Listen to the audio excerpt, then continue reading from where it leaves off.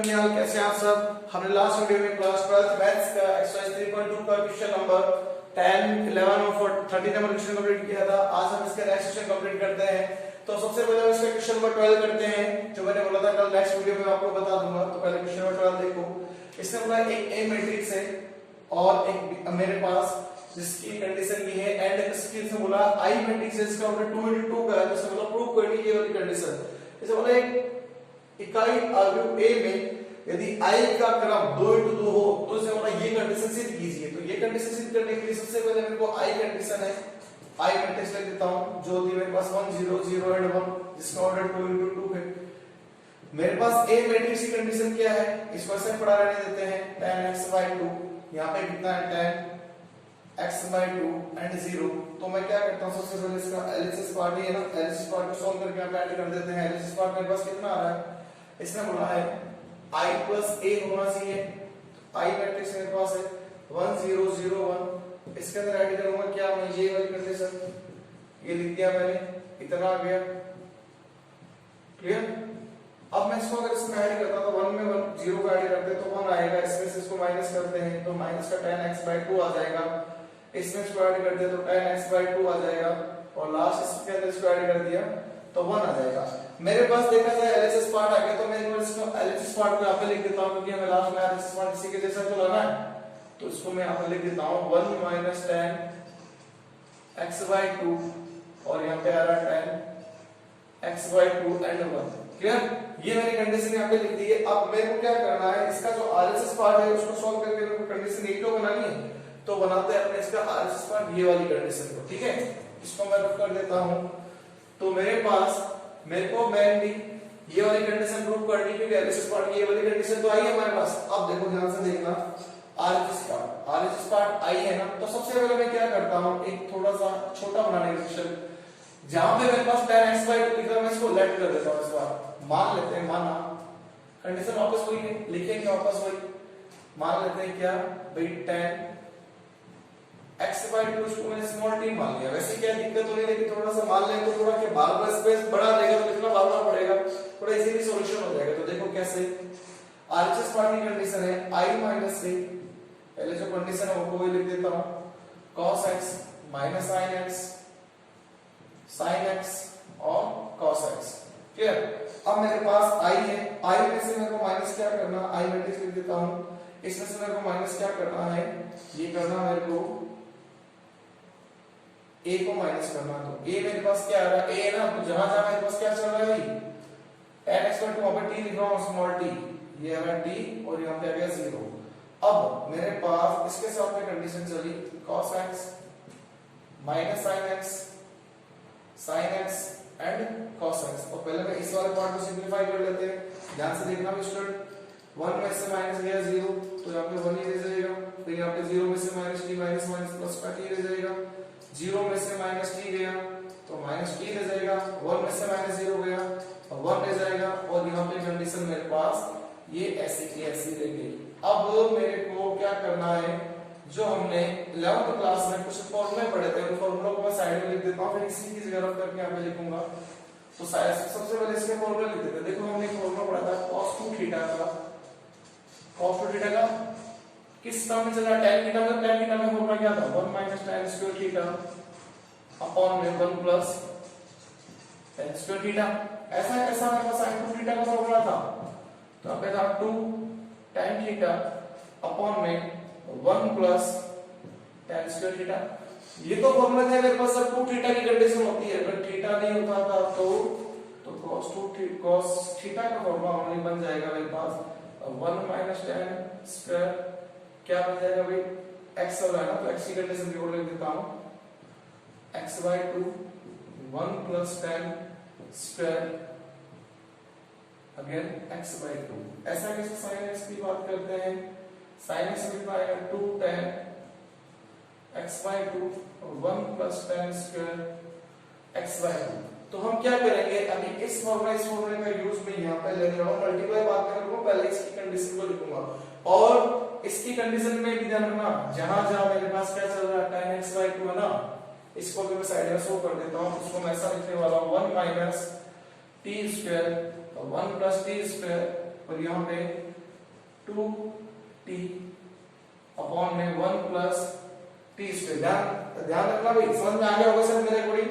भाई सबसे पहले मैंने cos थीटा का फॉर्मूला ये बताया जब थीटा नहीं होता 2 नहीं होता तो थीटा आपका ये फॉर्मूला पता, और मैं इस फॉर्मूले को यूज करूंगा तो मैं इस फॉर्मूले का डायरेक्ट ये कंडीशन यूज करने वाला हूं। क्यों? क्योंकि मैंने tan x/2 को t माने, तो जहां जहां tan x/2 वहां पे मैंने tt रख दिया और ये कंडीशन बना ली। अब हम क्या करते हैं आगे के इसके पार्ट में क्या करते हैं, इसको रफ कर देता हूं और सॉल्यूशन करते हैं। तो सॉल्यूशन देखो मेरे पास क्या आएगा, यहीं से रहेगा मेरे को इस वाले पार्ट को। तो यहाँ पे ये क्या चल रहा था, इस कंडीशन को लिख देता हूँ 1t माइनस t एंड 1।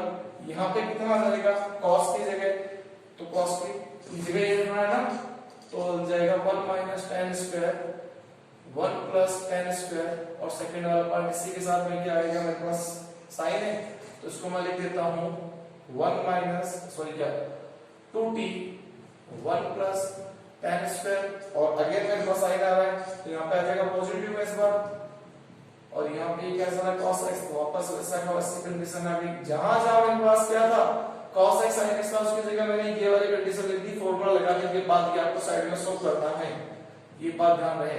अब मेरे पास देखो इसका ऑर्डर 2 into 2 ये भी 2 into 2 है ना, तो थोड़ा सा इसको बड़ा करके लिख देता हूं इस वाले पार्ट को मैं, ताकि इक्वल में लगेगा 1t माइनस t एंड 1। तो इन दोनों की मल्टीप्लाई पॉसिबल हो जाएगी मेरे पास। अब इन फॉर्मूला को भी मैं रफ करूंगा, भाई ध्यान रखना, पॉज करके वीडियो को नोट कर लीजिए। तो अब मेरे पास देखो क्या है, मेरे को कंडीशन आनी है, जल्दी से आ जाएगा आंसर। अभी एक बार का आंसर है, ज्यादा बड़ा नहीं, मल्टीप्लाई करना आंसर आ जाएगा। फर्स्ट रो फर्स्ट कॉलम ये r1 r2 c1 and c2 clear. ये ध्यान रखना भी अलग पार्ट है, इसको कंबाइन कर लेना।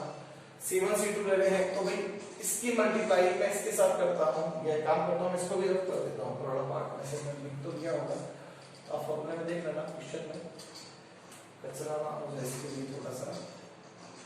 तो ये c1 c2 clear. First row first column लिखते हैं, इसको इससे मल्टीप्लाई करेंगे 1 minus tan square 1 plus tan square clear. ये इससे मल्टीप्लाई करेगा तो 2t और 1 प्लस t स्क्वायर। शायद मेरे को क्लियर हो गया होगा, तो ज्यादा कोई हार्ड नहीं है, मैंने कुछ नहीं किया है, इसकी कंडीशन में लिखा भी। देखो मेरे पास इसको सॉरी यहाँ पे t भी आएगा तो इसको 2 स्क्वायर कर देते हैं। देखो फर्स्ट रो फर्स्ट कॉलम सब इसने इससे कर लिया, इसने इससे कर लिया, तो 2t स्क्वायर बन गया। तो ये कंडीशन ऐड होकर लिखी जाती है। अगेन ये इससे मल्टीप्लाई करें तो वापस रो में आएगा 2t 1 प्लस t स्क्वायर, ये वापस इससे मल्टीप्लाई करेगा प्लस के अंदर बाहर रख देता हूं 1 माइनस t स्क्वायर और 1 प्लस t स्क्वायर। अब second row first column minus t से मल्टीप्लाई करेगा तो माइनस t को बाहर रख देता हूं 1 माइनस t स्क्वायर अपॉन में 1 प्लस t स्क्वायर आ गया। इसने इससे मल्टीप्लाई ये इससे मल्टीप्लाई करेगा प्लस के अंदर लिख देता हूं 2t अपॉन में 1 प्लस t स्क्वायर। अब मेरे पास इसको इससे मल्टीप्लाई करेंगे सेकंड रो फर्स्ट कॉलम तो आएगा देखो माइनस का माइनस 1 प्लस हो जाएगा तो आ जाएगा 2t स्क्वायर अपॉन में 1 प्लस t स्क्वायर। ये इससे मल्टीप्लाई करके लिखा जाएगा तो आएगा 1 माइनस t स्क्वायर अपॉन में 1 प्लस t स्क्वायर। अब ज्यादा कुछ नहीं है, इसका एलसीएम इसका एलसीएम इसका एलसीएम इसका एलसीएम लेके यहाँ पे कंबाइंड आंसर लिखता हूं, ध्यान से देखना। देखो इसका एलसीएम आएगा 1 plus t square answer out 1 minus t square 1 minus t square plus में 2t स्क्वायर। इसका एलसीएम क्या आएगा, ऐसा ही आना है, हर जगह एलसीएम एक जैसा ही आएगा। ये क्या हो जाएगा माइनस 2t और इसके अंदर मल्टीप्लाई करके लिख रहा हूं तो आएगा देखो प्लस का t और माइनस का t क्यूब। इधर मेरे पास एक और कंडीशन अब क्या आ रही है, इसका भी एलसीएम यही आ जाएगा तो आएगा 1 प्लस t स्क्वायर। इसको अंदर मल्टीप्लाई करता हूं माइनस का t और प्लस का t क्यूब, और इसको मैं ऐसा कैसा पढ़ देता हूं 2t की कंडीशन लिख देते हैं, इसको भी ऐड कर देते हैं एलसीएम लेके 1 प्लस t स्क्वायर तो ये आएगा 2t स्क्वायर और यहाँ पे कितना बच जाएगा प्लस में 1 माइनस t स्क्वायर। ये कंडीशन आ चुकी है मेरे पास। अब बात ध्यान से समझना, अब कंडीशन मेरे पास क्या है। अब कंडीशन मेरे पास ये होगी, इसका सॉल्यूशन करना है। सॉल्यूशन देखो क्या आएगा, जितना हो सकता है उतना सिंपलीफाई करके लिख रहा हूं। 2t स्क्वायर में से प्लस t स्क्वायर गया तो बच गया 1 प्लस t स्क्वायर, यहाँ पे 1 प्लस t स्क्वायर।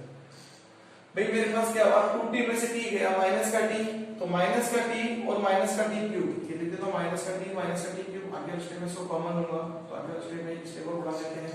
इधर भी देखो क्या आ रहा है, 2t में से t गया तो मिल गया t क्यूब प्लस में आ जाएगा मेरे पास t और अपॉन में आ जाएगा इतना 1 plus t square.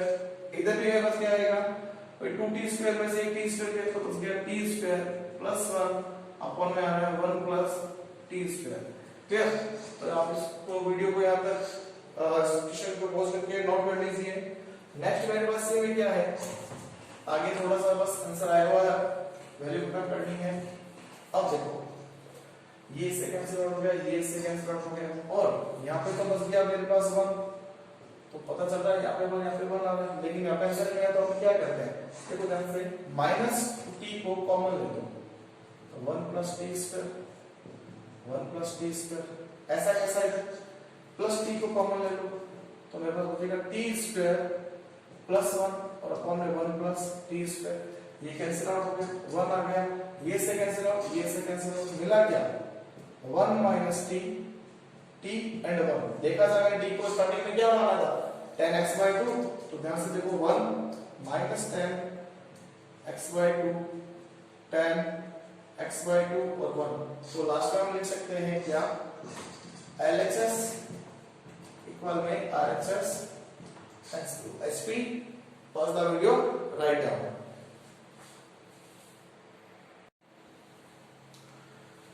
Student question number 14, question number 14 देखो हमारे पास अच्छा क्वेश्चन है, क्वेश्चन मोस्ट क्वेश्चन मान सकते हैं इसको, ध्यान से समझना। क्वेश्चन क्या है, बोला इफ ए मैट्रिक्स एंड ए का मल्टीप्लिकेशन जो है ये मैट्रिक्स है तो इसने बोला फाइंड द वैल्यू ऑफ ए। तो भी देखा जाए यहाँ पे a जो है ना ये मैट्रिक्स को डिनोट कर रहा है, इसने बोला इसके मल्टीप्लाई करने पे 3 into 3 का ऑर्डर आ सकता है। जैसे सपोज मेरे पास इसको मान लेते हैं इसका ऑर्डर 1 2 3 है ना, ये मैट्रिक्स मेरे पास 3 into 2 है और एक ए मैट्रिक्स और यहाँ पे ये 3 into 3 की मैट्रिक्स। पहले इसकी कंडीशन को समझो फिर बाद में समझ में आएगा। 3 into 2 था तो यहाँ पे इस a का क्या ऑर्डर रहा होगा जिससे मेरे पास 3 into 3 आया। तो हम ये चेक करते हैं ना, फर्स्ट मैट्रिक्स का कॉलम सेकंड मैट्रिक्स के रो के इक्वल आ जाए तो मल्टीप्लाई पॉसिबल है। तो आंसर का सॉल्यूशन तो इसने खुद ने दे दिया कि इस ए मैट्रिक्स का ऑर्डर क्या है, क्योंकि इस बार ए मैट्रिक्स का ऑर्डर मेरे को पता है, ऑर्डर खुद को देखना है इस कंडीशन को देखते हुए। तो हमें ये पता चला भी इसका 3 into 3 ऑर्डर है तो फर्स्ट मैट्रिक्स का कॉलम और सेकंड मैट्रिक्स का रो, तो इसका रो तो 2 ही होगा, तो मल्टीप्लाई पॉसिबल होगी वरना पॉसिबल नहीं है। तो सीधी सी बात 3 है, तो जो आंसर लास्ट में जो बचता है ये 3 बचता है, इसके साथ 3 आएगा तभी तो 3 into 3 आएगा। तो मैं कह सकता हूं जो मैट्रिक्स मेरे पास जो ए होगी वो मेरे पास क्या होगी 2 into 3 ऑर्डर की होगी, तभी जाके इसका आंसर ये बनेगा 3 into 3 ऑर्डर, वरना पॉसिबल नहीं है। ये मैं वैल्यू नहीं सिर्फ मैट्रिक्स का ऑर्डर चेक कर रहा हूं, ठीक है। तो हम क्या करते हैं, लेट कर देते हैं। लेट क्या, मेरे पास मैट्रिक्स ए जो है ना उसको हमने मान के 2 into 3 ऑर्डर है ना, मैट्रिक्स ए जो होगा उसका ऑर्डर 2 into 3 है, तो 2 into 3 की जनरल मैट्रिक्स कट करते हैं 1 1 1 2 1 3 2 1 2 2 एंड 2 3।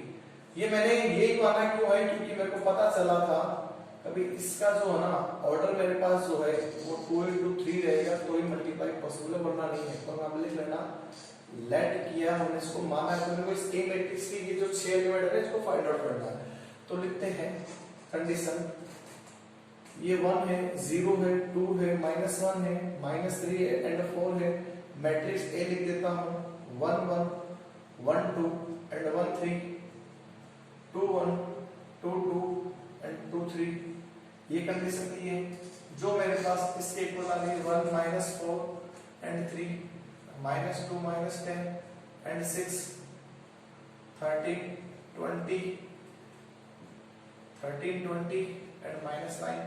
तो ये कंडीशन मेरे पास आ रही है। अब मैं क्या करता हूँ, फर्स्ट रो को मल्टीप्लाई करते हैं, फर्स्ट रो को फर्स्ट कॉलम से मल्टीप्लाई करते हैं, देखो क्या आएगा, ध्यान से देखना।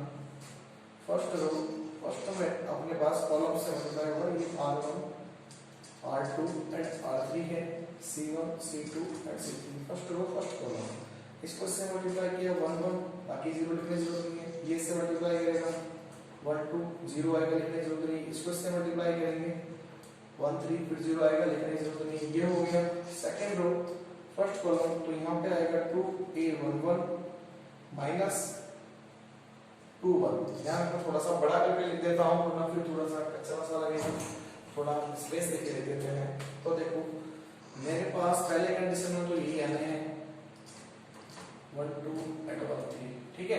इसके साथ में इसकी मल्टीप्लाई से कर रहे थे तो आया मेरे पास 2 a11 2 a11 minus a21, clear, ये मिल गया। इसकी मल्टीप्लाई से करते हैं तो मेरे पास आएगा 2 1 2 और यहाँ पे कितना आ जाएगा माइनस में 2 2। इसकी मल्टीप्लाई से करते हैं 2 1 3 और इसको इसमें मल्टीप्लाई कर देते हैं माइनस का 2 3, ठीक है। अब नेक्स्ट इसकी मल्टीप्लाई से करेंगे तो माइनस का 3 a11, वैसे जरूरत तो नहीं है लेकिन फिर भी इसको पूरा ही करना पड़ेगा।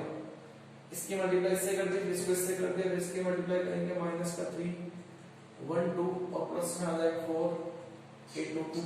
इसकी मल्टीप्लाई से करेंगे आएगा माइनस का 3 1 3 और इसको प्लस करके लिख देंगे 4, आ जाएगा मेरे पास कितना 2 3। ये कंडीशन बन जाएगी। इक्वल में मेरे पास क्या चल रहा है, ये कंडीशन 1 -4 3 -2 -10 6 13 20 एंड -1। कंपेयर तो करना है, ये मैट्रिक्स इक्वल है तो देखो 1 1 1 2 1 3 1 1 1 2 1 3, ये तो मेरे पास आ ही चुके हैं। आप पहले इसको यहां तक वीडियो को पॉज करके नोट कर लीजिए, आगे चलते हैं। मेरे पास देखो नेक्स्ट क्या कंडीशन बन रही है, नेक्स्ट में कंपैरिजन करके तो सारा आंसर देना है। तो मेरे पास क्या रहा, ये 1 1 है तो लिखता हूं 1 1, यहां पे लिख देना कंपेयर मैट्रिक्स, कंपेयर मैट्रिक्स अवयव की तुलना, अवयवों की तुलना।